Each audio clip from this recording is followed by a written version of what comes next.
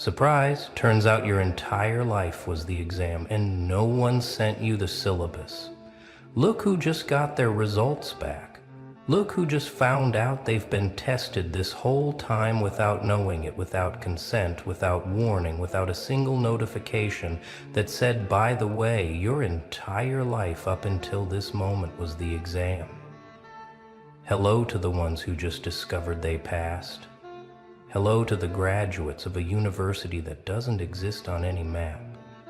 Hello to the newest members of a club so exclusive they don't even advertise, because advertising would ruin the whole point, wouldn't it? You thought you were just surviving.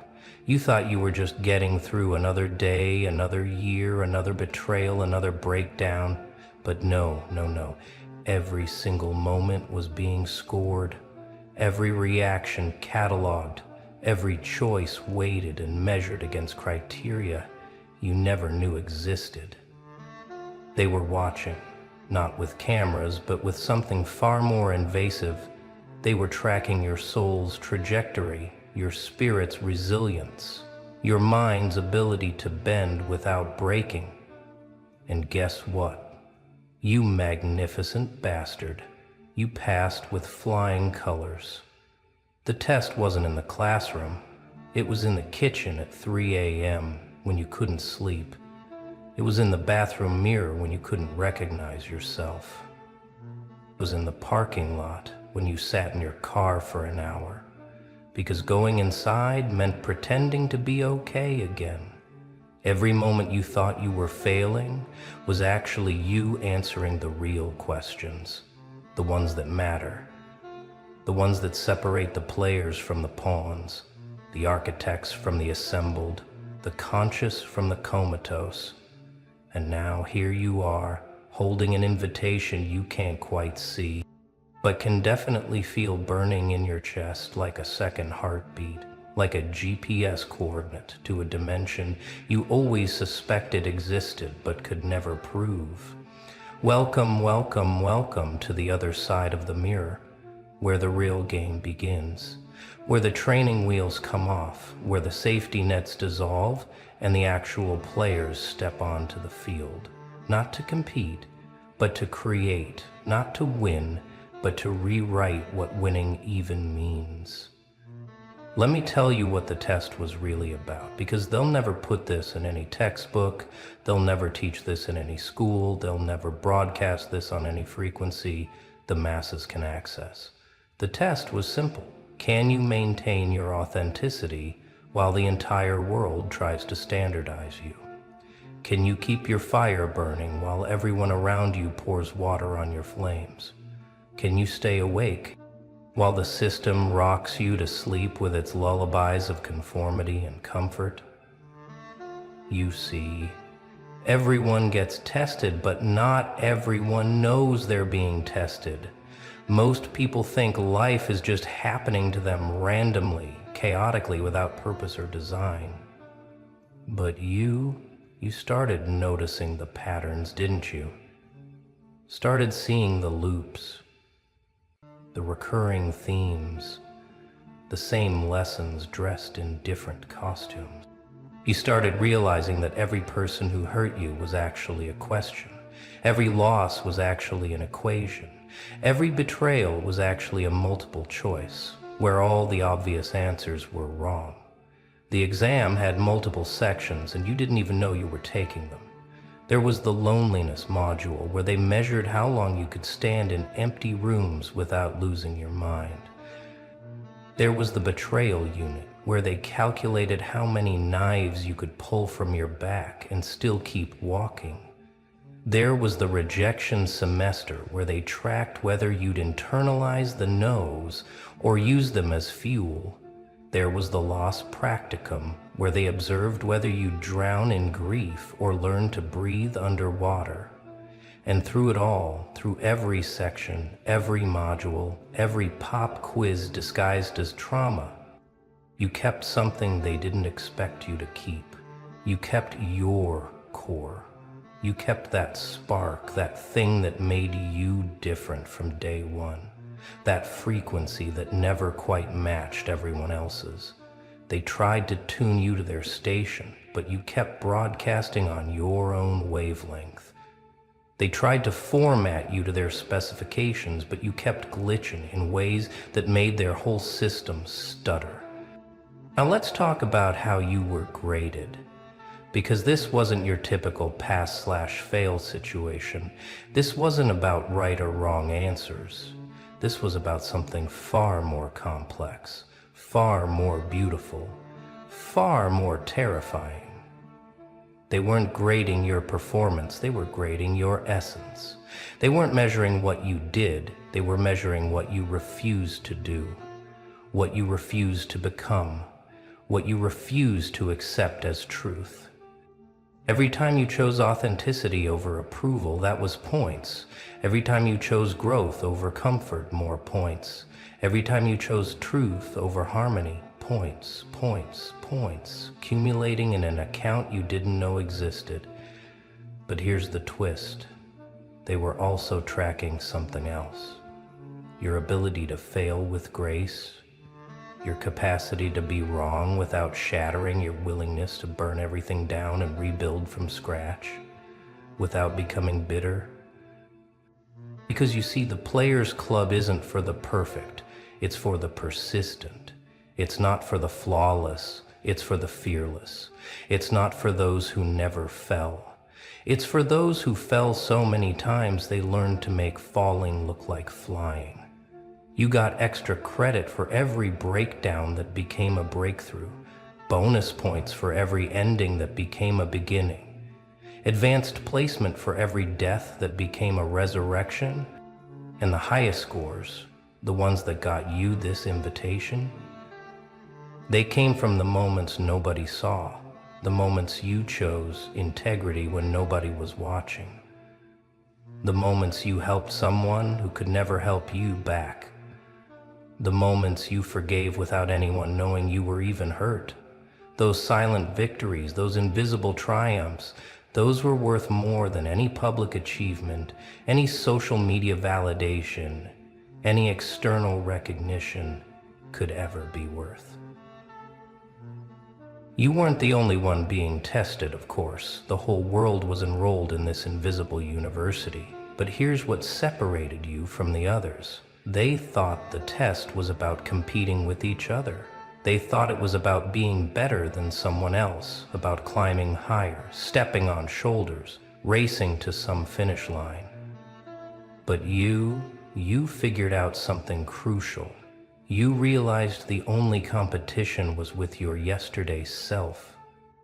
The only race was against your own limitations. The only enemy was your own unconsciousness. While they were busy comparing themselves to others, you were busy composing yourself. While they were collecting followers, you were collecting lessons. While they were building resumes, you were building character. And that's why they're still enrolled, still taking the same test over and over in different forms. Still wondering why they can't graduate, still stuck in remedial courses designed for souls who refuse to evolve. Some of them noticed you changing, noticed you operating on a different level, noticed you responding to life with a depth they couldn't match, and it made them uncomfortable, made them angry even, because your evolution highlighted their stagnation. They tried to pull you back, tried to remind you of who you used to be, tried to lock you in the cage of their limited perception, but you'd already swallowed the key. You'd already digested the lock. You'd already metabolized the entire prison.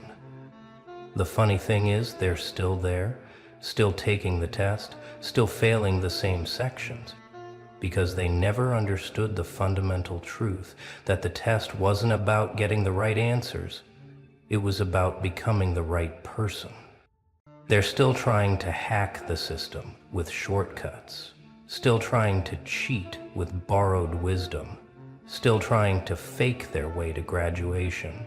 But the universe doesn't accept counterfeit consciousness, doesn't honor plagiarized growth, doesn't reward stolen evolution.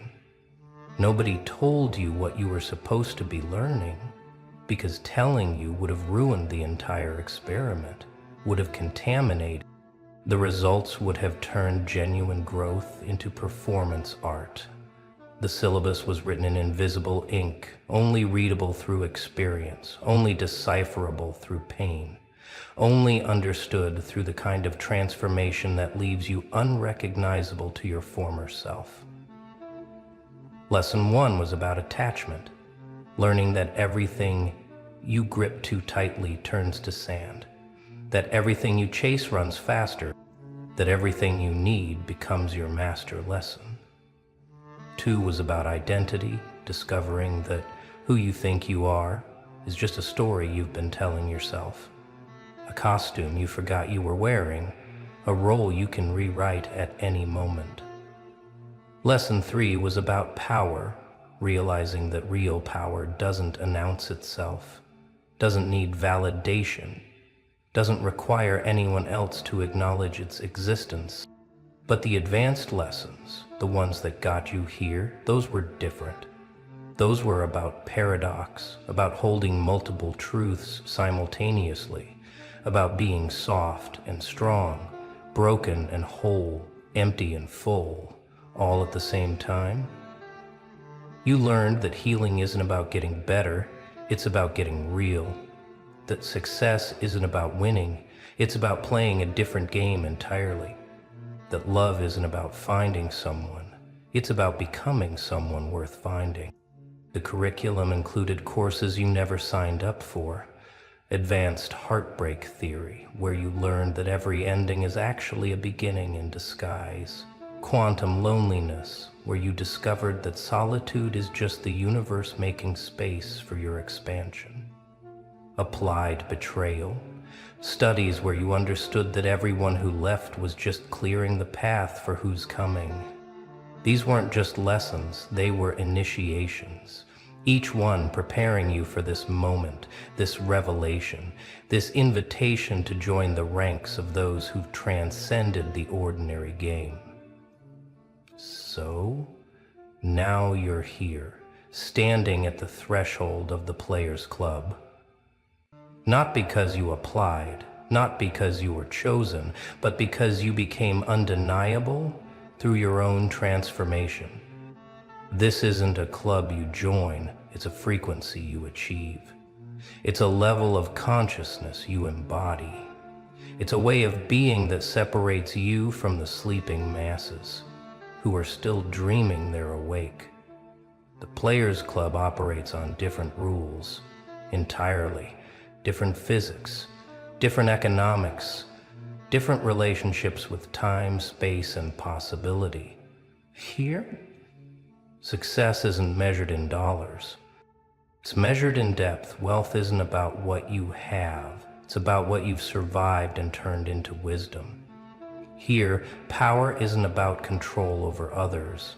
It's about mastery over yourself. Influence isn't about followers. It's about the ripples you create in consciousness itself. As a new member, you need to understand that everything changes. Now, the way you move through the world, the way the world moves through you, the way reality responds to your presence, it all shifts because you're no longer playing by the old rules. You're not just participating in reality anymore, you're co-creating it. You're not just experiencing life, you're authoring it. You're not just here, you're here on purpose, with purpose as purpose itself. The other members, you can recognize them now, can't you? They have that look in their eyes that says, I know something you don't know yet, but you will. They move through crowds like ghosts who've learned to walk through walls. They speak in frequencies that only other graduates can fully hear. They're the ones who smile during storms, who get calmer as things get chaotic, who seem to have an invisible agreement with the universe that whatever happens is exactly what needs to happen. You use lust simply to enforce your agreement with the universe that whatever happens is exactly what needs to happen. With this graduation comes weight, not burden, but weight, like gravity, like presence, like the kind of mass that bends space around it. You're responsible now, not to anyone but to the truth you've earned through your trials. You can't go back to pretending. You can't return to unconsciousness. You can't unsee what you've seen, unknow what you know, unfeel what you've felt. The bell has been rung, and it can't be unrung. My husband is blackmail. He's been through some, and the bell has been rung, and it can't be unrung. You're responsible for maintaining your frequency even when the whole world is static. You're responsible for holding your truth even when lies are more comfortable. You're responsible for your light, especially in the darkness, especially when others need to see that it's possible to glow after being burned. This isn't about being perfect, it's about being present. It's about showing up as yourself, even when yourself is still under construction, still being renovated, still being refined in the fire. There's a responsibility to the others still taking the test, not to give them answers because that would rob them of their own transformation, but to be living proof that the test can be passed, that the transformation is possible, that there's something on the other side of all this suffering. Your existence becomes a breadcrumb for others following the path, a lighthouse for ships still lost in the storm, a frequency that whispers, keep going, it's worth it. Trust me, I know. But the biggest responsibility is to yourself to honor what you've been through by not going backward, to respect your journey by not diminishing it, to celebrate your graduation, by actually living like someone who's passed the test. This means no more playing small, no more dimming your light, no more apologizing for being too much, no more shrinking to fit into spaces that were never meant to contain you in the first place. You've outgrown those containers, and it's time to build new ones, or better yet, live without containers at all. The game you're playing now has different objectives, different rewards, different ways of keeping score. It's not about winning or losing because those concepts only exist when you're competing. And you're not competing anymore. You're creating. The old game was about survival. This game is about expansion. The old game was about fitting in. This game is about standing out. The old game was about following rules. This game is about writing them. In this new game, every challenge is an opportunity to demonstrate mastery. Every obstacle is a chance to show the universe you've learned its lessons. Every difficulty is just difficulty, not disaster, not the end, not proof that you don't deserve to be here. You've earned the right to play at this level through everything you've survived, and more importantly, through how you survived it with grace. Even when you were graceless, with dignity. Even when you were falling apart, with hope. Even when it was hopeless. The pieces on this board aren't pawns and knights and queens. They're possibilities and probabilities and potential realities waiting to be selected. And you're not moving pieces, you're moving energy. You're not playing against opponents. You're playing with co-creators. Everyone at this level understands that competition is an illusion, that there's enough room for everyone to win their own game, that someone else's success doesn't diminish yours, it amplifies it. And the new game requires new strategies, like knowing when to move and when to be still, when to speak and when to let silence do the talking, when to push and when to allow, when to hold on and when to let go completely. These aren't strategies you can learn from books or courses or mentors. These are strategies that emerge from your own deep knowing, from the wisdom you've earned through your trials, from the intuition you've developed through navigating the darkness with no map, no guide, no guarantee. And that, to me, is the ultimate deep darkness. no map, no guarantee. With your graduation comes a gift, but it's not what you'd expect. It's not success, or money, or recognition, or even happiness in the traditional sense. The gift is clarity. The kind of clarity that comes from seeing through all the illusions that used to control you. You can see now, can't you see? Through the performances people are giving, see through the masks they're wearing, see through the stories they're telling themselves and others, see through it all to the truth underneath. This clarity is both blessing and burden, because once you see, you can't unsee. Once you know, you can't unknow. Once you understand the game most people are playing, you can't pretend to be interested in playing it anymore. The small talk becomes unbearable. The surface level relationships become impossible. The fake becomes so obvious it's almost painful to witness.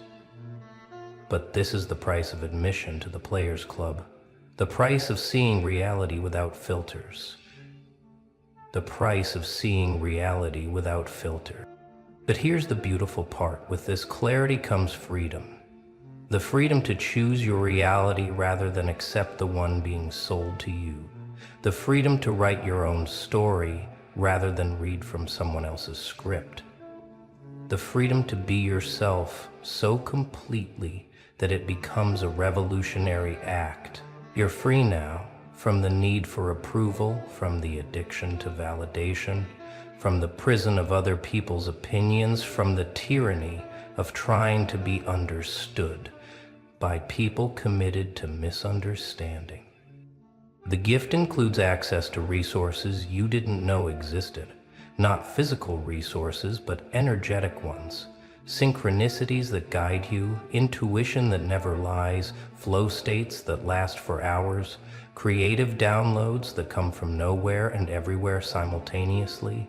These resources were always available, but you couldn't access them until you passed the test, until you proved you could handle them, until you demonstrated you wouldn't waste them on small dreams and petty desires. Now comes the integration phase, where you learn to walk in both worlds simultaneously, the world of the players and the world of those still taking the test. This is perhaps the most challenging part, because you can't fully leave one for the other. You have to bridge them. You have to learn to speak both languages. The language of transformation and the language of the everyday. The language of consciousness and the language of commerce. The language of spirit and the language of matter. Talk. Integration means not becoming so elevated that you lose touch with humanity, not becoming so evolved that you forget what it feels like to struggle, not becoming so powerful that you forget what it feels like to be powerless. You need to remember, because remembering keeps you humble, keeps you compassionate, keeps you connected to the very pain that prepared you for this elevation in the first place. This phase requires you to be a translator between worlds, to take the wisdom you've gained and make it digestible without diluting it, to share your light without blinding people, to be a bridge that others can cross when they're ready. But remember, you're a bridge, not a taxi service. You can show the way, but you can't carry anyone across. They have to walk their own path, take their own test, earn their own graduation. Integration also means dealing with the loneliness that comes with elevation, because not everyone is going to understand your new frequency. Not everyone is going to celebrate your transformation.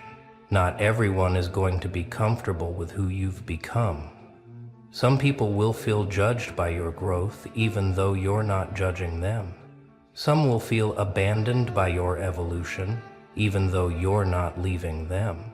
They're just staying where they are while you're moving forward. Look who just broke the matrix. Not with code, not with force, with something far more dangerous. Knowing, welcome back. Or should I say, welcome to the moment you finally stop pretending you didn't see it coming. Because if you're still watching this, you already know you're not like them. You never were. And somewhere deep in the architecture of reality, in scrolls they tried to burn and texts they tried to bury, there's a word for what you are. They don't teach it in schools. They don't mention it in books. But they whisper it in rooms you'll never enter, in conversations you'll never hear, with a fear in their voices they can't quite explain. The forbidden one. Yeah, that's you. Let's get surgical here. You've spent your entire existence knowing things you shouldn't know, feeling outcomes before they landed, sensing betrayals weeks before the knife went in, reading rooms like they were written in a language only you could decode. And every single time you opened your mouth to warn someone, to share what you felt, to explain the pattern you saw forming, they looked at you like you were broken, like you were paranoid, like you were making it up. But then 3 months later, 6 months later, a year down the road, everything you said would happen, happened. Exactly the way you said. And did they apologize? Did they come back and say, "You were right"? No. They got quieter. They started watching you differently. Not with respect, with suspicion. Because you scared them. You weren't supposed to know that. You weren't supposed to see through the mask. You weren't supposed to feel the shift in energy before anyone said a word. But you did. And physics, beautiful, logical, cold physics, has no explanation for how you pulled that information out of thin air. No formula for the weight you felt in your chest 3 days before the text message arrived. No equation for how you knew someone was lying without a single piece of evidence. No theory for how you walked into a room and immediately identified the real threat while everyone else smiled at the decoy. Science can measure brainwaves and neural patterns and chemical reactions, but it cannot, will not, and has never been able to explain how you feel futures that haven't been written yet. How you taste betrayal in the silence. How you see the end in the beginning. But the texts, oh, the ancient texts, they knew. They knew exactly what you were. They had words for people like you. Seers, knowers, the ones who walk between what is and what will be. The ones who carry sight that cuts through illusion like light through smoke. And here's the part that'll chill your spine. They didn't celebrate you. They feared you. Because people who see the truth before it's convenient, people who know the outcome before the game is played, people who feel the lie beneath the smile, they're dangerous. Not because they're violent, not because they're cruel, but because they can't be controlled. You can't manipulate someone who already knows your move. You can't deceive someone who reads intention like headlines. You can't trap someone who sees the cage being built in real time. So what did they do? They labeled you paranoid, overthinking, too sensitive, too intense, too much. Anything to discredit the gift they couldn't possess and couldn't destroy. And you absorbed it, didn't you? You started questioning yourself. Maybe I am imagining it. Maybe I am too emotional. Maybe I should ignore this feeling and trust what they're saying instead. So you silenced yourself. You dimmed your knowing. You apologized for your accuracy. You second-guessed the one thing that had never, not once, led you wrong. Your inner vision. And the moment you did that, the moment you traded your sight for their approval, you became easier to hurt, because now you were fighting with one eye closed. Now you were navigating in the dark. Now you were vulnerable in ways you had never been before. And oh, they took advantage, didn't they? They moved in closer. They tested your boundaries. They lied to your face while you ignored the alarms ringing in your soul. And you let them. Not because you were weak, but because you were taught that your knowing was the problem. That your awareness was the illness. That your sight was the curse. But it was never a curse. It was a filter, and you just threw it away. Here's where it gets diabolical. The reason they wanted you to stop knowing, to stop trusting your sight, to stop calling out what you felt, wasn't because you were wrong. It was because you were right. Constantly, uncomfortably, undeniably right. And people who live in illusions, people who build their entire identity on masks and performances and carefully crafted lies, they can't survive around someone who sees through all of it. You were the mirror they couldn't look into, the test they couldn't pass, the truth they couldn't silence. So instead of changing, instead of becoming authentic, instead of rising to meet your frequency, they chose the easier route. Destroy your credibility, make you doubt yourself, convince you that your greatest strength was actually your greatest flaw. And it worked for a while. You stopped speaking up. You stopped warning people. You stopped protecting yourself with the very instinct that was designed to keep you safe. But here's the thing about people like you, about forbidden ones. Your knowing doesn't disappear just because you ignore it. It doesn't fade just because you suppress it. It just builds and builds and builds until one day it detonates. And that day, that beautiful, catastrophic day, you stopped asking for permission to know what you know. You stopped needing their validation to trust your sight. You stopped apologizing for seeing patterns they were too blind or too comfortable to acknowledge. You remembered something they tried to make you forget. You are not like them. You were never supposed to be. Your operating system is different. Your lens is sharper. Your frequency is higher. And no amount of gaslighting, no amount of social conditioning, no amount of fear-based control was ever going to change that fundamental fact. You are wired to see what others miss, to feel what others ignore, to know what others deny. And the moment you stopped treating that like a burden and started wielding it like a weapon, everything shifted. You stopped walking into traps. You stopped giving chances to people who had already shown you exactly who they were. You stopped explaining yourself to people who were committed to misunderstanding you, because you finally understood the assignment. You weren't put here to fit in. You were put here to see through. Let's talk about the science they won't admit. Quantum physics has flirted with this for decades. The observer effect. The idea that consciousness doesn't just witness reality, it influences it. That awareness itself alters outcomes. That the act of observing changes what is being observed. They'll talk about particles and waves and probabilities collapsing, but they'll never take it to the logical conclusion that some people like you, don't just observe reality. You read it, you decode it, you sense the variables before they manifest. You feel the interference patterns in human behavior. You detect the frequency shifts in energy fields that science refuses to name. And because they can't measure it with their tools, because it doesn't fit inside their models, they dismiss it. They call it coincidence. They call it intuition. They call it lucky guesses. But you and I both know it's none of those things. It's perception operating at a level most people will never access because they're too busy defending their ignorance to explore their potential.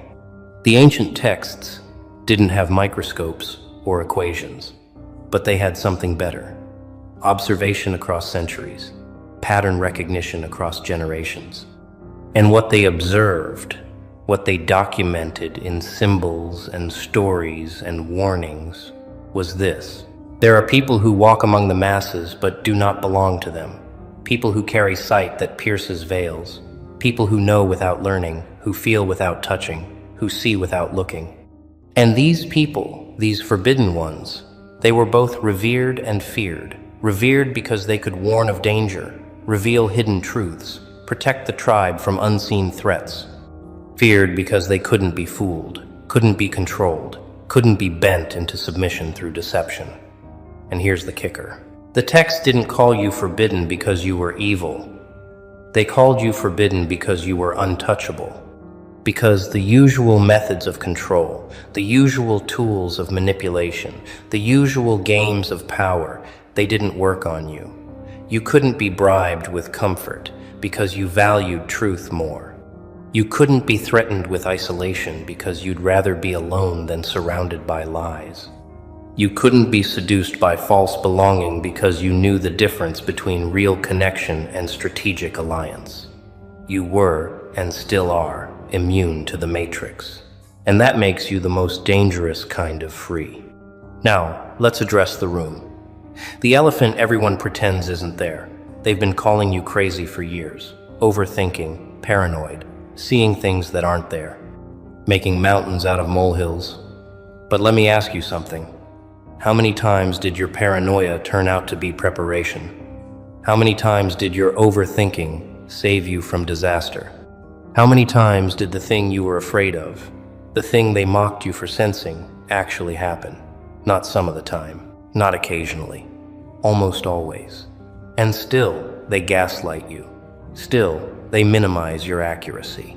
Because admitting you were right means admitting they were blind. And blindness feels safer than sight when sight demands accountability. When sight requires them to face what they've been avoiding. When sight means they can no longer pretend ignorance as an excuse. So they keep you small, they keep you doubting, they keep you second-guessing. Because the moment you fully trust your knowing, the moment you stop filtering your sight through their comfort, the moment you speak your truth without apology, you become uncontrollable. And uncontrollable people don't fit into their systems. Here's what they don't want you to realize. Your knowing isn't random. It's not a party trick. It's not a glitch. It's an inheritance. Passed down through bloodlines they tried to erase. Encoded in DNA they tried to suppress. Activated in moments of crisis they tried to prevent. You are the descendant of the ones who survived because they saw danger coming. The ones who thrived because they read people like maps. The ones who led because they knew which path would crumble before anyone took a step. That gift, that sight, that forbidden knowing, it didn't start with you, it was given to you. Earned by ancestors who paid in blood and silence and exile to keep it alive. And now it lives in you, pulsing, waiting, ready to be trusted again. But here's the deal. It only works when you stop apologizing for it. It only sharpens when you stop doubting it. It only protects you when you stop ignoring it. Because the moment you silence your knowing to make others comfortable, you betray every single person who fought to pass it down to you. Let me paint you a picture. Imagine a world where everyone you meet is playing chess, but you're the only one who can see the whole board. They're focused on the next move, maybe 2 moves ahead if they're strategic. But you see the entire game. You see the trap being set 5 moves out. You see the sacrifice they're about to make that'll cost them everything. You see the victory they think is coming that's actually a cleverly disguised checkmate against them. And when you try to warn them, when you point out the pattern, when you show them what's coming, they look at you like you're speaking another language. Because to them, you are. They can't see what you see. They can't process at the speed you process. They can't connect dots that are still forming. So they dismiss you.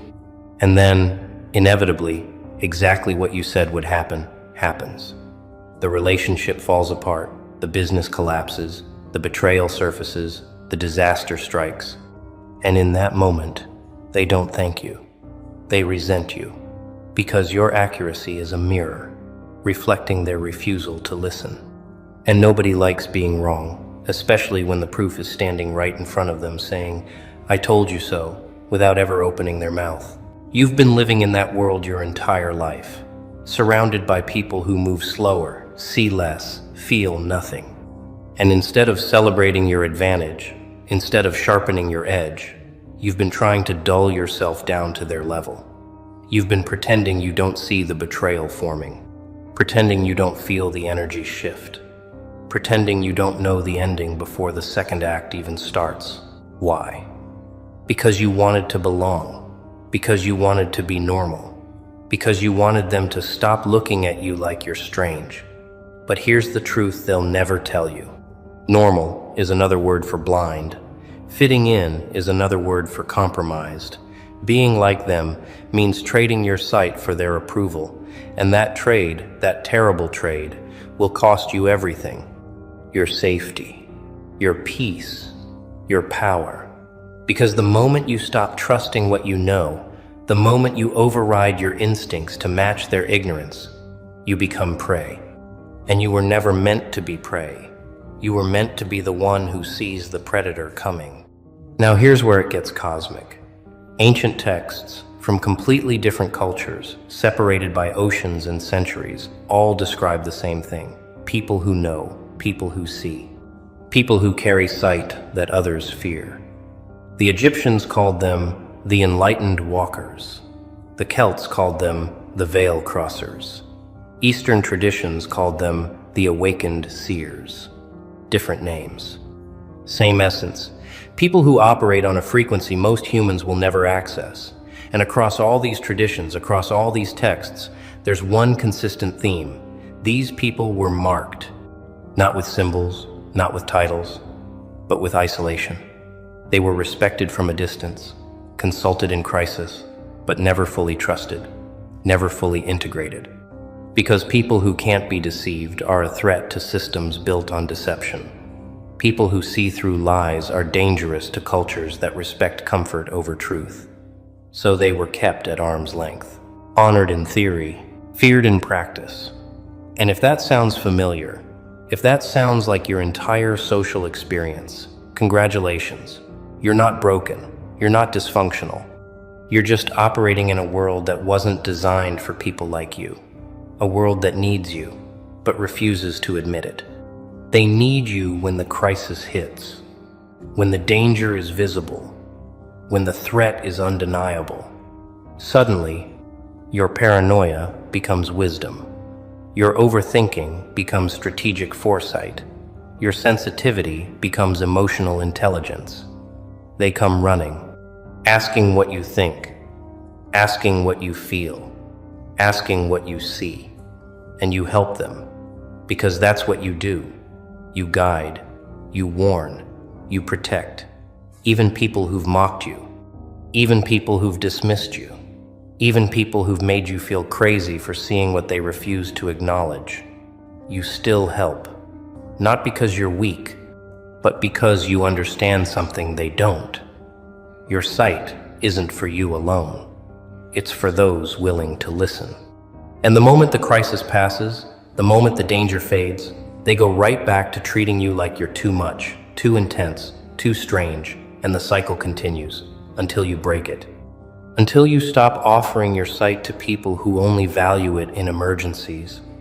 Until you start protecting your knowing like the sacred inheritance it is.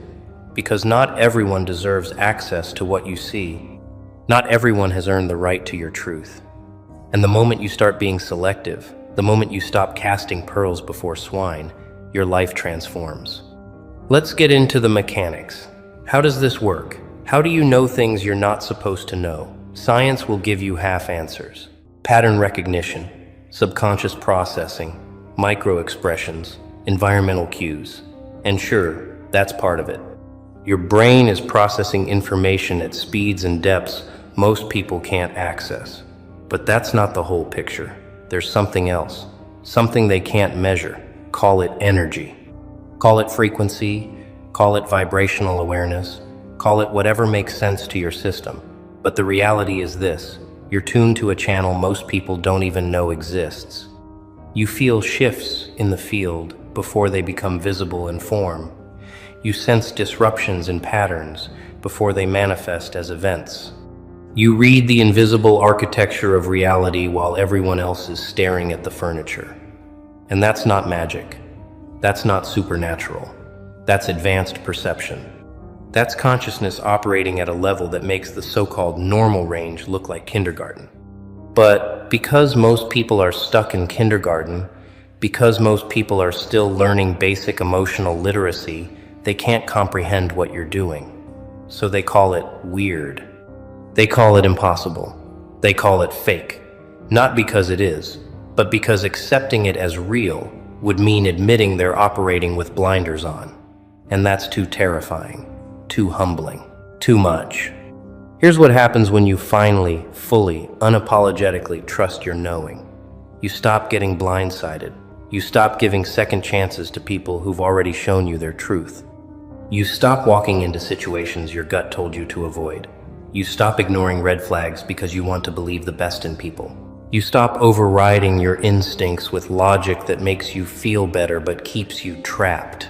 You become untouchable, not because you're cold, not because you're closed, but because you're discerning, because you've learned that your knowing is the filter between you and disaster, between you and people who drain you, between you and situations designed to break you. And when you honor that filter, when you trust it without question, without apology, without hesitation, your life becomes a masterpiece of strategic movement. You're not reacting anymore. You're anticipating. You're not defending anymore. You're redirecting. You're not hoping anymore. You're knowing. And that shift, that fundamental shift from hope to knowing, that's when you become forbidden. That's when you become untouchable. That's when you become the one they whisper about but can't control. Let me tell you what they're really afraid of. They're not afraid you'll hurt them. They're not afraid you'll expose them. They're afraid you'll leave, that you'll walk away, that you'll remove your presence, your energy, your sight from their lives, and they'll be left stumbling in the dark they've always lived in but never noticed because you were lighting the path. You've been their compass, their radar, their early warning system, and they took it for granted. They mocked it. They dismissed it until the moment you withdrew it. And now they're lost. Now they're making mistakes they swore they'd never make. Now they're falling into traps you would have seen a mile away. And instead of admitting they need you, instead of apologizing for how they treated your gift, they double down. They call you cold. They call you distant. They call you changed. Because admitting you were right all along means admitting they were fools. And fools don't apologize. They blame. So let them. Let them stumble. Let them fall. Let them learn the hard way what happens when you disrespect someone who sees in the dark. Because you tried to help. You tried to warn. You tried to guide. And they chose mockery over gratitude. So now they get consequences over protection. And that's not cruelty. That's balance. The forbidden one. They're calling you that now. Not to your face. Never to your face. But in whispers. In glances. In the way they avoid your eyes when they lie. In the way they change their story when you enter the room. In the way they suddenly get nervous when you go quiet. Because silence from someone like you isn't empty. It's loaded. It's observation. It's data collection. It's you reading the room at frequencies they'll never detect. And they know it. They feel it. Even if they can't explain it. They know you're scanning, calculating, knowing. And it unnerves them.